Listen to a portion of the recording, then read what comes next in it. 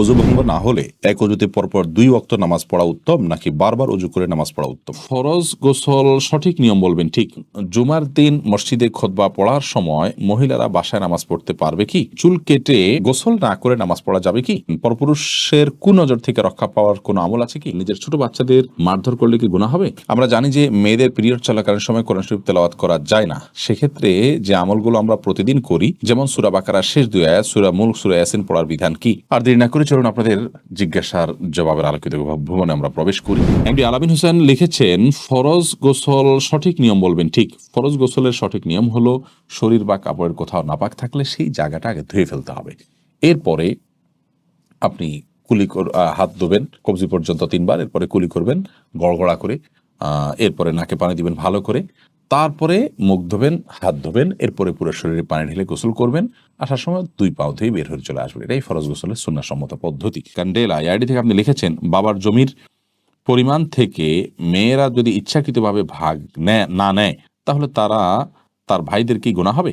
মেয়েরা যদি ইচ্ছাকৃতভাবে না নেয়, তাদের থাকার কারণে তারা ভাইদের জন্য ছাড় দিয়ে দিছে, সন্তুষ্ট চিত্তে সম্পূর্ণ কোনো পরিবেশের দ্বারা প্রভাবিত হয়ে না, তাহলে সেক্ষেত্রে সেটা জায়েজ আছে, কোনো অসুবিধা নেই, ভাইদের গুনাহ হবে না। বাবু আর সাদুজ্জামান আপনি লিখেছেন, চুল কেটে গোসল না করে নামাজ পড়া যাবে কি? চুল কাটার পর যদি আপনি গোসল না করেন তারপর নামাজ পড়তে পারেন, কারণ চুল কাটার পরে গোসল ফরজ হয় না। তবে হ্যাঁ, চুল কাটার পর চুল পড়তে পারে, বিশেষ করে মসজিদে যখন যাবেন, মসজিদ নোংরা হতে পারে, সেজন্য আপনি যদি ভালো করে পরিষ্কার করেন মাথাকে, যে কোনো চুল পড়বে না, ঝরবে না, 1-2টা পড়তে পারে কিন্তু নর্মালি কোনো চুল পড়বে না, এরকম যদি আপনি সেটাকে ভালো করে ঝেড়ে নিতে পারেন, তাহলে আপনি গোসল করা ছাড়াও নামাজ পড়তে পারেন। বিশেষ করে অনেক সময় দেখা যায় চুল কাটার পরে এখন আমি গোসল করতে গেলে জামাত ছুটে যাবে, তাহলে আপনি জামাতকে অগ্রাধিকার দিয়ে গোসলকে বিলম্ব করবেন। চুল কাটলেই গোসল করতে হবে এমনটি বাধ্যতামূলক নয়, তবে আল্লাহর ঘর যাতে নোংরা না হয় সে দায়িত্ব আপনাকে নিতে হবে, অন্যথায় গোসল করে পুরো ফ্রেশ হয়ে তারপরে যাবেন। এমনি মনিরুজ্জামান আপনি লিখেছেন, ব্যাংক থেকে প্রাপ্ত সুদ দিয়ে কি ঋণগ্রস্ত ব্যক্তিকে সাহায্য করা যাবে? ব্যাংক থেকে প্রাপ্ত সুদ নিজে না নিয়ে অপরকে সাহায্য করব এমন উদ্দেশ্যে কি সুদী ব্যাংকে টাকা রাখা যাবে? খুবই সুন্দর একটি প্রশ্ন। আমাদের অনেক ভাইয়েরা সুদী ব্যাংকে টাকা রেখে থাকেন এই উদ্দেশ্যে যে সেখানে টাকা রেখে যে লভ্যাংশটা আসে আমি ভোগ করবো না, গরিব দুঃখীকে দান করব। তাহলে আপনার দারিদ্র্য বিমোচন হলো, গরিব উপকার হলো, আমি তো আর হারাম খেলাম না। এটি সম্পূর্ণ ভুল একটি পন্থা। কারণ আল্লাহ রাব্বুল আলামিন রিবাকে হারাম করেছেন। আল্লাহ বলেছেন, আহাল্লাল্লাহুল বায়' ওয়া হাররামার রিবা। আর আল্লাহ তাআলা রিবা বা সুদকে হারাম করেছেন। এখানে খাওয়াকে হারাম, যদি অন্যান্য জায়গাতে সুদ খাওয়ার কথা আল্লাহ বলেছেন, কিন্তু এখানে খাওয়ার কথা বলেন, এখানে আমভাবে সাধারণভাবে বলেছেন সুদকেই আল্লাহ তাআলা হারাম করেছেন। তার মানে সুদের যে কারবার করলেন, সুদকে আপনি সুদের চুক্তি করলেন, তার মানে সে আপনাকে সুদ দিবে, আপনি নিবেন, এই মর্মে আপনি তার সাথে যে চুক্তি করলেন, আপনি সুদকে মেনে নিলেন, আপনি সুদের মধ্যে জড়িয়ে গেলেন, এরপর সেটা আপনি খাচ্ছেন না, সেটা পরের বিষয়। তো এটি জায়েজ নয়। যদি ব্যাপারটা এরকম হতো যে আপনি আগে জড়িয়ে গেছেন, এখন বের হয়ে আসার জন্য আপনাকে সময় নিতে হচ্ছে, বা আগে থেকে চুক্তি ছিল, সেই অনুযায়ী আপনার কাছে ইন্টারেস্ট চলে আসছে, সুদ চলে আসছে, এখন সেটা কি করবেন? তো সেটা আপনি গরিব দুঃখীকে দান করে দিবেন। কিন্তু ইচ্ছাকৃতভাবে ঠান্ডা মাথায় আপনি চুক্তি করে সুদ নিবেন, নিয়ে তারপর গরিব দুঃখীকে দান করবেন, এমনটি করার সুযোগ নেই, জায়েজ নেই। এরকম যদি হয় তাহলে আর সুদ বলতে কিছু থাকবে না, কারণ মানুষ তখন সেটা নিয়ে নিজের গরিব আত্মীয় স্বজনদের কিন্তু 12 মাস দিতে হয়, সেগুলো দিবে। সবচেয়ে বড় কথা হলো যে সুদের কারবার করা জায়েজ নয়। আপনি সুদ খেলেন না, কিন্তু সুদের কারবার কিন্তু আপনি করে ফেললেন। সালমান জাহান আপনি লিখেছেন, পরপুরুষের কুনজর থেকে রক্ষা পাওয়ার কোনো আমল আছে কি? পরপুরুষের কুনজর থেকে রক্ষা পাওয়ার জন্য নিজেকে পর্দার মধ্যে আবৃত করতে হবে। শরীয়তের পর্দার যে নীতিমালা আছে, গাইডলাইন আছে, সেটা ফলো করতে হবে। নিজের সৌন্দর্যকে ঢেকে রাখার চেষ্টা করতে হবে, এবং আপনার যথাসম্ভব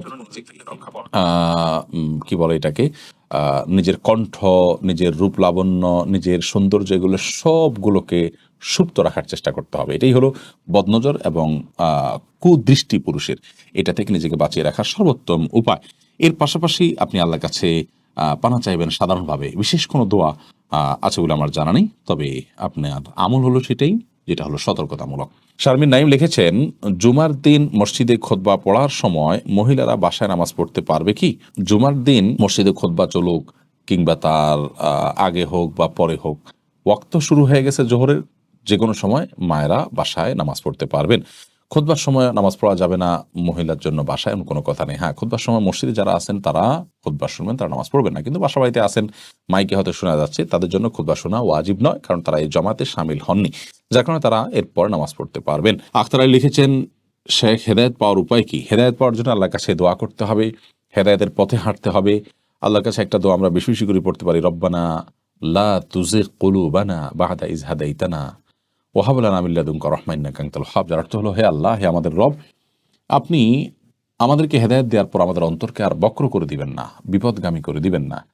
আপনি আপনি সর্বোত্তম দানশীল এবং আপনি মহাদানশীল। তো এই আয়াত পড়তে পারেন। এর পাশাপাশি ইহদিনাস সিরাতাল মুস্তাকিম যখন পড়বেন, আল্লাহর কাছে হেদায়েতের কামনা করবেন, প্রার্থনা করবেন, আল্লাহুম্মা হদিনা, আল্লাহর কাছে হেদায়েত চাইবেন। হেদায়েতের প্রার্থনা আছে, সেই দোয়াগুলো বিশেষ করে পড়বেন এবং হেদায়েত পাওয়ার জন্য আল্লাহর দিকে মনকে ঝুঁকিয়ে রাখবেন এবং আল্লাহ রাব্বুল আলামিনের দিকে ধাবিত রাখবেন, নিজেকে এনাবাহির আল্লাহ করবেন। নিরুৎসাবা যিনি, আপনি ইসলামী প্রশ্নোত্তর পেজে আমাদের, সেখানে আপনি প্রশ্ন করেছেন, আমরা জানি যে মেয়েদের পিরিয়ড চলাকালীন সময় কোরআন শরীফ তেলাওয়াত করা যায় না। সেক্ষেত্রে যে আমলগুলো আমরা প্রতিদিন করি, যেমন সূরা বাকারার শেষ 2 আয়াত, সূরা মুলক, সূরা ইয়াসিন পড়ার বিধান কি? যদি দোয়ামূলক হয় তাহলে সেক্ষেত্রে সেগুলো আপনি করতে পারেন। আল্লাহর কাছে প্রার্থনামূলক কোনো আয়াত আছে সকাল সন্ধ্যায়, এগুলোর মাধ্যমে আল্লাহ প্রার্থনার কাছে প্রার্থনা করা হয় বা জাস্ট আমল হিসাবে করেছেন, সেটা ঠিক আছে। তিলাওয়াত আলাদা করে শুধু কোরআন তিলাওয়াত পাঠ যেটাকে বলা হয়, সেটা পিরিয়ড চলাকালীন সময় করা যাবে না, এটাই জমহুর উলামাদের মত। যদিও বিন বাজ রাহিমাহুল্লাহ সহ সমকালীন যুগের অনেক উলামা ইকরাম, সৌদি আরবের উলামা ইকরামদের অনেকে জায়েজ বলেছেন, কিন্তু জমহুর বা সংখ্যাগরিষ্ঠদের মত হলো যে পিরিয়ড চলাকালীন সময় কোরআন কারীমের তিলাওয়াত জায়েজ নয়। তাহলে দোয়ামূলক যেগুলো আছে বা বিভিন্ন সময় বিভিন্ন আয়াত পাঠের যে নির্দেশনা আছে ওয়াজিফা হিসাবে, আমল হিসাবে, সেটা আপনি করতে পারেন, কিন্তু তেলাওয়াত আপনি করবেন না। নাজমা সুলতানা লিখেছেন, আমি আল্লাহকে কেমনে সন্তুষ্ট করব? আমার তো ইসলামের অনেক বিষয় সম্পর্কে জানি না। যেটুকু জানেন সেটুকু আমল করবেন, যেটুকু জানেন না সেটুকু জানার চেষ্টা করবেন। আল্লাহ রাব্বুল আলামিনের জিকির অর্থাৎ আল্লাহ স্মরণটা সবসময় সবকিছুতে রাখবেন, ইনশাআল্লাহ আল্লাহ প্রিয় পাত্র হতে পারবেন এবং সন্তুষ্ট হবেন আল্লাহ তাআলা। মিম এর দিকে আপনি লিখেছেন, নিজের ছোট বাচ্চাদের মারধর করলে কি গুনাহ হবে? মারধরটা যদি হয় একেবারেই অল্প স্বল্প জাস্ট শাসন সুলভ, তাহলে সেখানে অসুবিধা নেই। কিন্তু যদি মারধর হয় সীমা লঙ্ঘন করে শিশুর প্রতি নির্যাতনের লেভেলে চলে যায়, তাহলে সেক্ষেত্রে অবশ্যই গুনাহ হবে। কারণ মা বাবাকে শিশুর মালিক বলে বানিয়ে দেওয়া হয় না যে তারা শিশুর উপর অত্যাচার করতে পারবেন, সে সুযোগ কিন্তু মা বাবারও নাই। অতএব শিশুকে যদি এত বেশি মারা হয় যেটা অত্যাচারের লেভেলে চলে যায়, তাহলে সেটা জায়েজ নয়। শাসনের প্রয়োজনে যতটুকু মারা যায় ততটুকু মারতে হবে। শিশুদের প্রহারের ব্যাপারে আমার একটা ভিডিও আছে, যে দেখে নিতে পারেন। সেখানে রাসূল আকরাম সাল্লাল্লাহু আলাইহি ওয়াসাল্লামের হাদিসের আলোকে কয়েকটা মূলনীতি বলা আছে। তার মধ্যে একটা মূলনীতি হলো, সাধারণত শাস্তি স্বরূপ শুধু শিশু নয়, এটা অন্য যে কারোর জন্য প্রযোজ্য, শরীয়তে যে হদ বা বিভিন্ন পাপের যে দণ্ড রাখা হয়েছে, সর্বনিম্ন 10 বেত্রাঘাত, এই দণ্ড যেন ক্রস না করে। তাহলে আল্লাহর দণ্ডের উপরে আপনার শাসন যেন ক্রস না করে। 2, 4, 5টা বাড়ি দিলেন, সেটা আবার ওই যে আপনার শরীয়তে যে বেত্রাঘাত করতে বলা হয়েছে সেই মাপের যেন না হয়। আর শিশুদের ক্ষেত্রে তাদের তাদের সহ্য ক্ষমতা নিশ্চয়ই অনেক কম, বিধায় সেই দিকটা বিবেচনা করে তাদের শরীরে আঘাত পড়ে, তারা ব্যথা পায় এবং কষ্ট পায়, অসুস্থ হয়ে পড়ে। অনেক মা বাপ এরকম জুলুম করেন, সেরকম মারধর করা অবশ্যই গুনাহের, কথার জন্য তারা আল্লাহর কাছে জবাবদিহি করতে হবে। আন্তরিক আইডি থেকে আপনি লিখেছেন ইউটিউবে, অজু ভঙ্গ না হলে এক অজুতে পরপর 2 ওয়াক্ত নামাজ পড়া উত্তম নাকি বারবার অজু করে নামাজ পড়া উত্তম? বিশেষত শীতকালে প্রশ্নের প্রাসঙ্গিকতা বেশি। খুবই সুন্দর প্রশ্ন। অজু প্রত্যেক ফরজ সালাতের জন্য আলাদা আলাদা করে করাটা অধিকতর উত্তম এবং সুন্নাহ।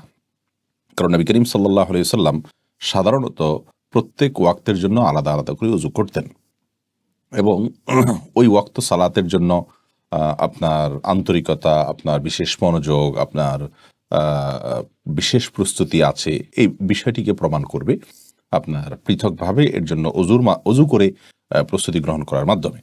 যার কারণে প্রত্যেক নামাজের জন্য আলাদা করে উজু করাটা উত্তম।